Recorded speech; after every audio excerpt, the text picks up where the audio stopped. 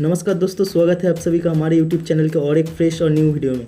तो दोस्तों आज की वीडियो बहुत ही इन्फॉर्मेटिव होने जा रही है, तो आप सभी से रिक्वेस्ट होगी कि वीडियो को पूरा लास्ट तक देखिए, तभी आपके सारे डाउट्स क्लियर होंगे।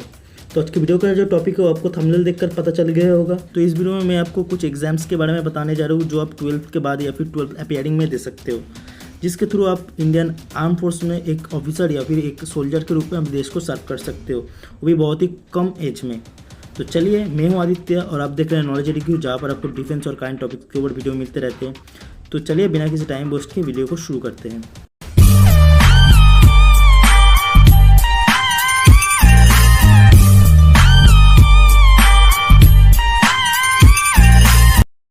तो फर्स्ट नंबर पर है एनडीए एग्जाम, जो कि डिफेंस के सबसे फेमस और पॉपुलर एग्जाम में से एक है। तो चलिए अब इस एग्ज़ाम की एलिजिबिलिटी क्राइटेरिया देख लेते हैं। तो 12th अपीयरिंग या फिर 12th पास कैंडिडेट्स इस एग्ज़ाम के लिए फॉर्म भर सकते हैं। आप कोई सी भी स्ट्रीम से हो, आप ये फॉर्म भर सकते हो। आपकी एज 16.5 से 19.5 तक होनी चाहिए और ये एग्ज़ाम हर साल में 2 बार कंडक्ट किए जाते हैं और आपको अनमैरिड मेल कैंडिडेट होना अनिवार्य है, तो ही आप इस एग्ज़ाम के लिए फॉर्म भर सकते हैं।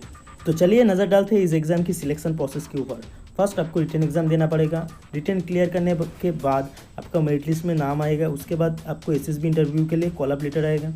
एसएसबी में रिकमेंडेड होने के बाद आपका मेडिकल होगा। मेडिकल में अगर आप फिट हो गए तो फाइनल मेरिट लिस्ट में अगर आपका नाम आ गया तो आपका ज्वाइनिंग लेटर आपके हाथ में होगा। तो चलिए नज़र डालते हैं नेक्स्ट एग्ज़ाम के ऊपर।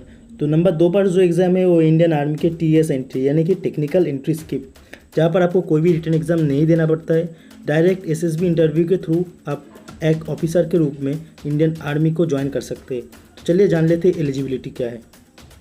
तो फर्स्ट ऑफ ऑल आपको 10+2 यानी कि 12th क्वालिफाइड होना पड़ेगा एंड आपको पीसीएम में 12th में 70% होना पड़ेगा, वो भी एग्रीगेटेड। आपको जेईई मेन देना पड़ेगा और आपकी एज 16.5 से 19.5 तक होनी पड़ेगी और आपको अनमैरिड मेल होना अनिवार्य है। तो चलिए नज़र डालते हैं इस एग्ज़ाम की सिलेक्शन प्रोसीड्योर के ऊपर। First of all JEE main के रैंकिंग के ऊपर आपका नेम का शॉर्टलिस्टिंग होगा। उसके बाद एसएसबी इंटरव्यू के लिए कॉल अप लेटर आएगा।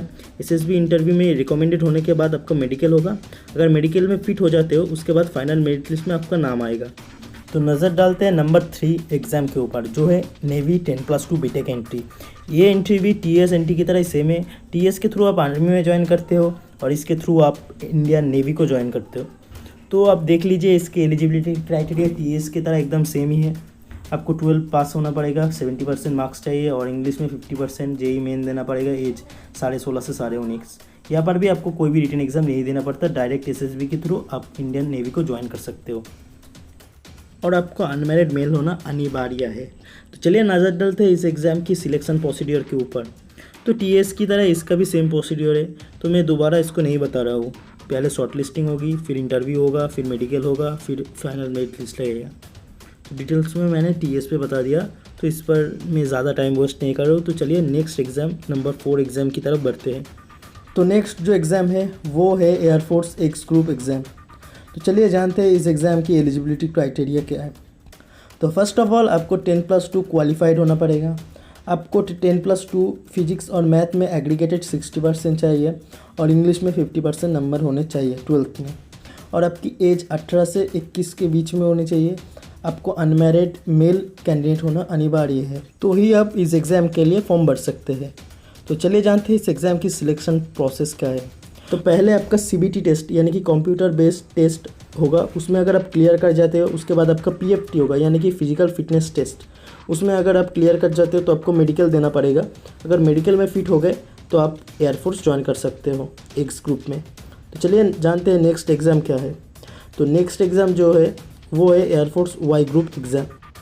तो चलिए जानते हैं इस एग्ज़ाम की एलिजिबिलिटी क्राइटेरिया क्या है। तो फर्स्ट ऑफ ऑल आपको 10+2 क्वालिफाइड होना पड़ेगा एंड आप कोई सी भी स्ट्रीम से हो आप ये एग्ज़ाम देख सकते हो। सिर्फ आपको इंग्लिश में 50% नंबर चाहिए 12th में। आपका एज 18 से 21 ईयर के बीच में होनी चाहिए और आपको अनमैरिड मेल होना अनिवार्य है, तो ही आप एयरफोर्स वाई ग्रुप की फॉर्म भर सकते हो।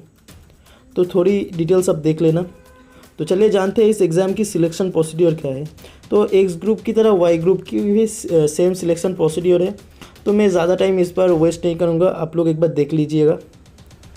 तो मैं सीधा चलता हूँ नेक्स्ट एग्ज़ाम की ओर, जो कि है नेवी का AA SSR and MR entry. तो चलिए जानते हैं क्या है ये navy AA and SSR entry. तो चलिए देखते हैं इस एग्ज़ाम की एलिजिबिलिटी क्राइटेरिया क्या है।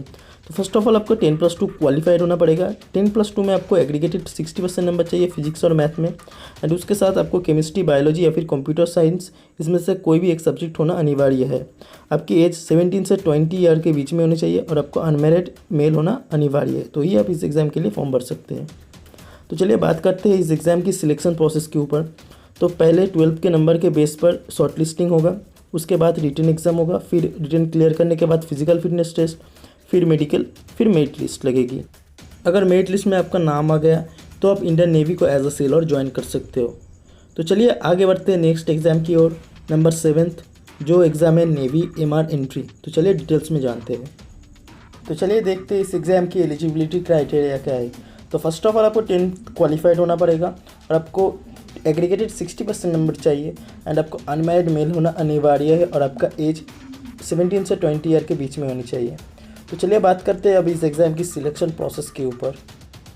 तो यहाँ पर भी आपका 10th के नंबर का बेसिस पर शॉर्ट लिस्टिंग होगा, उसके बाद आपका रिटन एग्ज़ाम होगा, फिर रिटन क्लियर करने के बाद आपका PFT होगा, PFT क्लियर करने के बाद आपका मेडिकल होगा, मेडिकल में अगर आप फिट हो गए उसके बाद फाइनल मेरिट लिस्ट में आपका नाम आ गया तो आप नेवी MR को ज्वाइन कर सकते हो।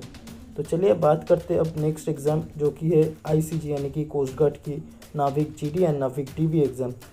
तो चलिए डिटेल्स में जानते हैं इस एग्ज़ाम के बारे में। तो बात करें नाविक DB की, तो आपको 10th क्वालिफाइड होना पड़ेगा और 10th में आपका 50% नंबर चाहिए, एंड आपकी एज 18 से 22 साल के बीच में होनी चाहिए, एंड आपको अनमैरिड मेल होना अनिवार्य है। तो चलिए अब बात करते हैं नाविक GD के बारे में। GD के लिए आपको 10+2 क्वालिफाइड होना पड़ेगा और 10+2 में आपको फिजिक्स और मैथ में एग्रीगेटेड 50% मार्क्स चाहिए। आपकी जो एज है वो 18 से 22 ईयर के बीच में होनी चाहिए, एंड आपको इंडियन अनमैरिड मेल सिटीज़न होना अनिवार्य है, तो ये आप इस एग्ज़ाम के लिए फॉर्म भर सकते हैं। तो चलिए देखते हैं इस नाविक GD एंड DB एग्ज़ाम की सिलेक्शन प्रोसेस क्या है। तो चलिए नज़र डालते हैं सिलेक्शन प्रोसीड्योर के ऊपर। तो बात करें इस एग्ज़ाम की सिलेक्शन प्रोसेस की, तो पहले CBT यानी कि कंप्यूटर बेस्ड टेस्ट, उसके बाद PFT, उसके बाद मेडिकल होगा, एंड उसके बाद फाइनल मेरिट लिस्ट। तो गाइज़ यही थी आज की वीडियो। तो आपके जानकारी के लिए और बता दूं कि फर्स्ट जो 3 मैंने एग्ज़ाम्स के बारे में बताए उसके थ्रू आप इंडियन आर्म फोर्स में एज एन ऑफिसर ज्वाइन करते हो। तो यही थी आज की वीडियो की टॉपिक। आशा करता हूँ आपको अच्छा लगा है वीडियो। तो जब भी इस एग्ज़ाम्स की नोटिफिकेशन आएगा सबसे पहले आपको इसी यूट्यूब चैनल पर उस नोटिफिकेशन के रिगार्डिंग डिटेल्स में वीडियो मिल जाएंगे। तो प्लीज़ इस चैनल को सब्सक्राइब कर लो आप लोग और नोटिफिकेशन बेल को ऑन करके रखना, क्योंकि वीडियो का नोटिफिकेशन सबसे पहले आपके पास ही आएगा। और वीडियो को अगर अच्छा लगे तो प्लीज़ एक लाइक कर देना और दोस्तों के साथ ज़रूर शेयर कीजिए। और यार प्लीज़ ज़्यादा से ज़्यादा शेयर कीजिए, उन तक इस वीडियो को पहुंचा दीजिए जो कि इस एग्ज़ाम को दे सकते हैं और इंडियन डिफेंस में जाने के सपने देखते हैं। और अगर आपको इस वीडियो के रिगार्डिंग कोई भी क्वेश्चन है आप कमेंट सेक्शन पर पूछ सकते हैं। तो चलिए मिलते हैं नेक्स्ट वीडियो में बहुत जल्दी कुछ इन्फॉर्मेशन के साथ। तब तक जय हिंद, जय भारत, वंदे मातरम, स्टे सेफ।